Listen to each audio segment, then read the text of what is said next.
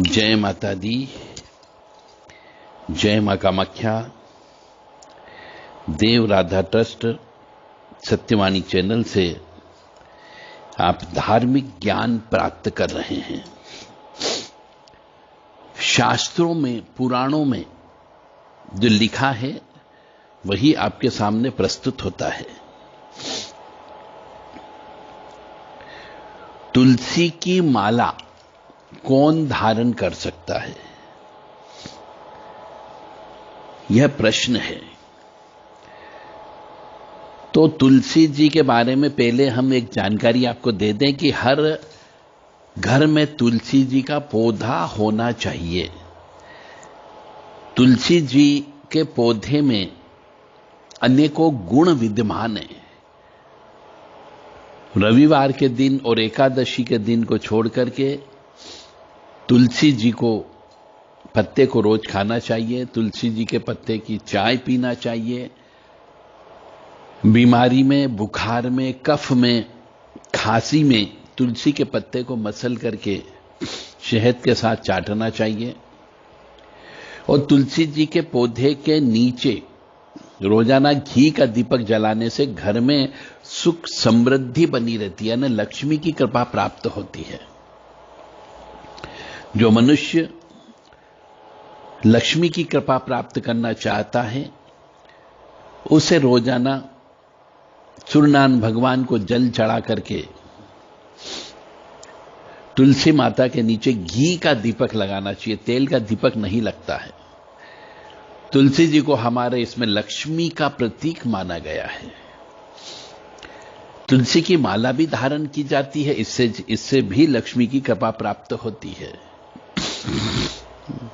तो तुलसी की माला धारण करते हैं, जो व्यक्ति धारण करता है उसे शास्त्र में ऐसा कहा गया है कि लहसुन नहीं खाना चाहिए, प्याज नहीं खाना चाहिए, मांस का सेवन नहीं करना चाहिए, मदिरा पान नहीं करना चाहिए। इन 4 चीजों का प्रतिबंध है। और तुलसी की माला पहन करके सहवास या संभोग भी नहीं करना चाहिए। स्त्री भी तुलसी की माला पहन सकती है, पुरुष भी इस तुलसी जी की माला पहन सकते हैं, कोई प्रतिबंध नहीं है। परंतु जब स्त्री पुरुष आपस में शारीरिक मिलन का काम करते हैं उस समय पे माला को उतार देना चाहिए। बाकी समय पे हमेशा माला को पहन करके रखना चाहिए। दिन हो या रात हमेशा तुलसी की माला पहनना चाहिए। कंठी भी पहन करके रखना चाहिए। अन्यथा अगर पहन करके यह शारीरिक संभोग किया गया तो दोष लगता है। तो तुलसी जी की माला जो भी धारण करता है, कंठी धारण करता है, गले में धारण करता है, हाथ में धारण करता है, उसे शराब से, मांस से, लहसुन से, प्याज से और पराई स्त्री के भोग से दूर रहना चाहिए। अन्यथा कष्ट की प्राप्ति अवश्य होगी। अब तुलसी जी की माला धारण करने से मन में आत्मविश्वास प्रबल होता है। ऐसा कहा जाता है कि तुलसी जी लक्ष्मी जी का ही साक्षात प्रतीक है। भगवान श्री हरि विष्णु जी की हर पूजा में तुलसी माला का प्रयोग किया जाता है। क्योंकि कोई भी जप करना हो, श्री हरि विष्णु जी के जप करना हो तो तुलसी की माला से ही जप करना चाहिए। रुद्राक्ष की माला से जप नहीं करना चाहिए। बहुत से मनुष्यों को हमने देखा है कि वह रुद्राक्ष की माला से श्री हरि विष्णु जी के जप करते हैं, जो उचित नहीं है। और शिव जी के जप तुलसी जी की माला से नहीं करना चाहिए। और श्री हरि विष्णु और उनके अवतार से संबंधित जो भी जप तप होता है उसके लिए तुलसी माला का प्रयोग करना चाहिए। रुद्राक्ष की माला का प्रयोग नहीं करना चाहिए। श्री हरि विष्णु जी को नैवेद्य यदि लगाया जाता है, भोग लगाया जाता है, तो उसमें तुलसी जी के बिना भोग स्वीकार नहीं होता है। शास्त्रों में कहीं पर भी 56 भोग के बारे में नहीं लिखा गया है। तो आप ये दिल दिमाग से निकाल दीजिए कि हमने ठाकुर जी को 56 भोग नहीं लगाया। ठाकुर जी को केवल एक तुलसी का पत्र, एक तुलसी पत्ता, बस ये सबसे बड़ा भोग है उनका। और उनके नियम के अनुसार चलें तो इससे बढ़ के ठाकुर जी की कोई सेवा नहीं है।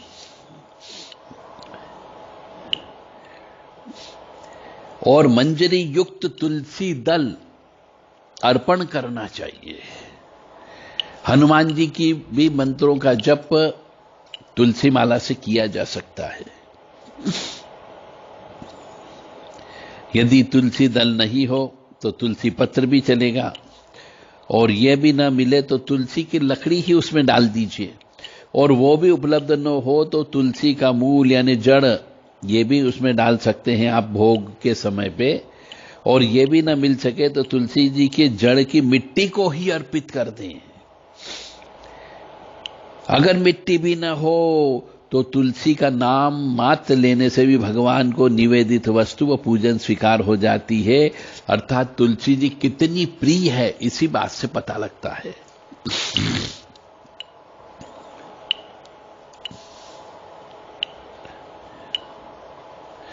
तुलसी मंजरी ग्राहम तद भावे दलम स्मृतम दला भावे तु पत्रम स्यात् पात्र भावे तु काष्ठकम काष्ठ भावे तु मूलम स्यात् मूल भावे तु मृत्तिका मृत्तिकाया अभावे तु तुलसी शब्द इष्यते।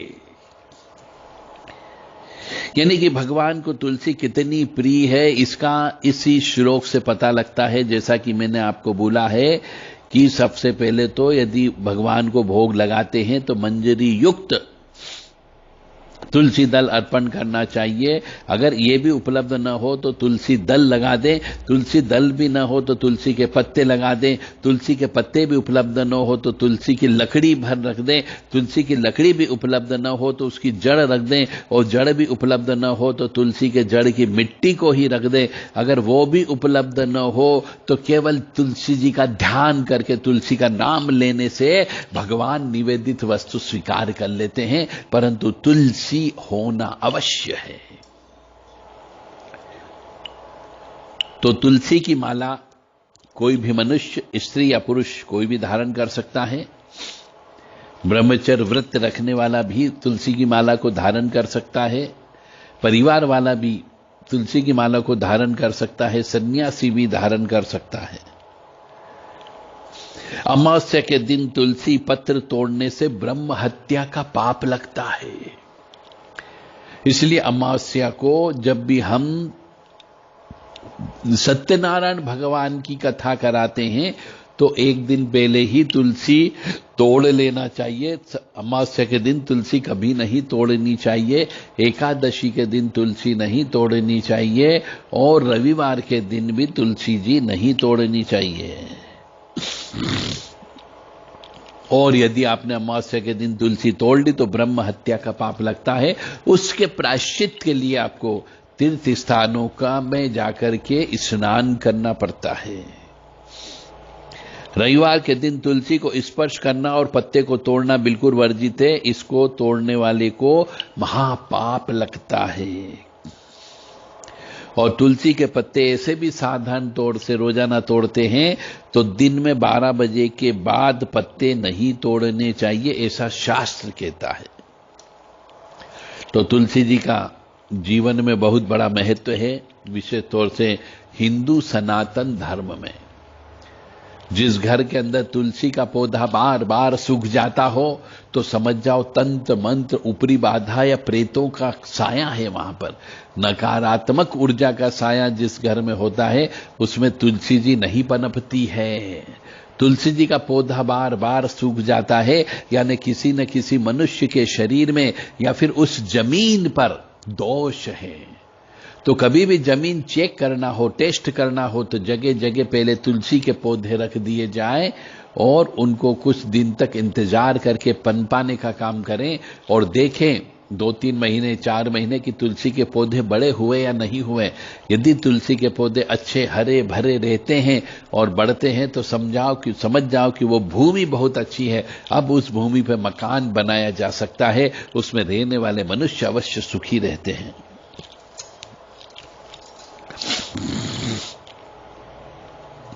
कार्तिक महीने में भी तुलसी जी की बहुत विशेष महिमा कही गई है। श्री हरि विष्णु जी स्वयं कहते हैं कि तुलसी पौधों में मुझे तुलसी प्रिय है, मासों में कार्तिक मास मुझे बहुत प्रिय है, दिवस में मुझे एकादशी बहुत प्रिय है, और तीर्थों में द्वारका मेरे हृदय के निकट है। इसलिए द्वारका अवश्य जाना चाहिए और वहां जाकर के दर्शन करना चाहिए। आंवले के फल, तुलसी दल, मिश्रित जल से स्नान करना चाहिए। इससे भी पुण्य की प्राप्ति होती है और पापों का नाश होता है। तुलसी जी को तुलसस्ये नमः, पावन्ये नमः, पूज्याय नमः, वृंदावन निवासिन्ये नमः, ज्ञानदात्रे नमः, ज्ञानमय नमः, निर्मलाय नमः, सर्वपूजिताय नमः, सत्ये नमः, पतिव्रताय नमः, वृंदाय नमः। इस प्रकार से तुलसी जी के भी 108 नाम हैं। उनका नाम लेने से भी पापों का नाश होता है। इसलिए तुलसी जी के 108 नाम का भी जो पापी मनुष्य है, जिसके कष्ट पे कष्ट आते जा रहे हो, तुलसी जी का नाम लेना चाहिए। जो लोग तुलसी की माला धारण करते हैं उन्हें कंपलसरी है कि रोजाना ईश्वर का नाम लेना चाहिए, भगवान विष्णु का जप करना चाहिए। ओम क्लीम कृष्णाय नमः, ओम क्लीम कृष्णाय नमः, ओम क्लीम कृष्णाय नमः, ओम क्लीम कृष्णाय नमः, या ओम नमो भगवते वासुदेवाय, ओम नमो भगवते वासुदेवाय, ओम नमो भगवते वासुदेवाय, या फिर ओम नमो नारायणाय, ओम लक्ष्मी नारायणाय, ओम नमो नारायणाय, ओम लक्ष्मी नारायणाय नमः, ओम विष्णुवे नमः, ओम विष्णुवे नमः, ओम विष्णुवे नमः, ओम विष्णुवे नमः। इस प्रकार से मनुष्य को तुलसी माला धारण करने पर कम से कम 3 बार, मतलब 3 समय पे, सुबह सूर्य उदय के समय पे, ब्रह्म मुहूर्त में, दिन और रात के मिलन के समय पे, और शाम को संध्या बेला के समय पे, यानी दिन और रात के मिलन के समय पे श्री हरि विष्णु जी का जाप अवश्य करना चाहिए। तो भगवान विष्णु की कृपा बनी रहती है। और जो मनुष्य तुलसी की माला धारण करते हैं उन्हें मासिक धर्म से युक्त स्त्री, अशुद्ध स्त्री, अपवित्र स्त्री जब अपवित्र अवस्था में रहती है, उस समय पे उस स्त्री के हाथ का बना हुआ भोजन नहीं खाना चाहिए, अन्यथा ये तो आपकी भक्ति पूरी बेकार हो जाती है। यदि कोई स्त्री अशुद्ध अवस्था में है, मासिक धर्म की अवस्था में है, रजस्वला अवस्था में है, और उस अवस्था में वह खाना पीना बनाती है और स्वयं और अपने पति और बच्चों को खिलाती हो, तो ये उनकी भक्ति, श्री हरि विष्णु जी से संबंधित जो भी भक्ति है, तुलसी माता जी से संबंधित जो भी भक्ति है, वह सब पानी में बह जाती है, उसका कोई फल प्राप्त नहीं होता है। क्योंकि रजस्वला अवस्था में स्त्री जो है भयंकर अपवित्र मानी जाती है। उस अवस्था में छुआ गया अन्न, उस अवस्था में छुआ गया अचार, उस अवस्था में छुआ गया जल, सब अपवित्र हो जाता है। इस बात का अवश्य ध्यान रखना चाहिए। तुलसी जी की माला उस समय भी धारण नहीं करनी चाहिए। कंठी माला जो होती है वह धारण बहुत से मनुष्य करते हैं। दीक्षित हो या न हो वह भी धारण कर सकते हैं। किसी भी उम्र में तुलसी जी की माला धारण की जा सकती है। सन्यासी धारण कर सकता है, वानप्रस्थ आश्रम वाले व्यक्ति धारण कर सकते हैं, गृहस्थ आश्रम वाले व्यक्ति भी धारण कर सकते हैं, और ब्रह्मचर्य यानी बालक अवस्था में रहते उस वस्त वाले भी धारण कर सकते हैं। जिस व्यक्ति ने तुलसी जी की माला धारण कर रखी हो, उसे हमेशा सात्विक भोजन ग्रहण करना चाहिए और शुद्ध, स्वच्छ व पवित्र भोजन ग्रहण करना चाहिए, और तुलसी जी की माला किसी भी परिस्थिति में नहीं उतारना चाहिए। तुलसी जी की माला सेहत के लिए भी बहुत फायदेमंद होती है।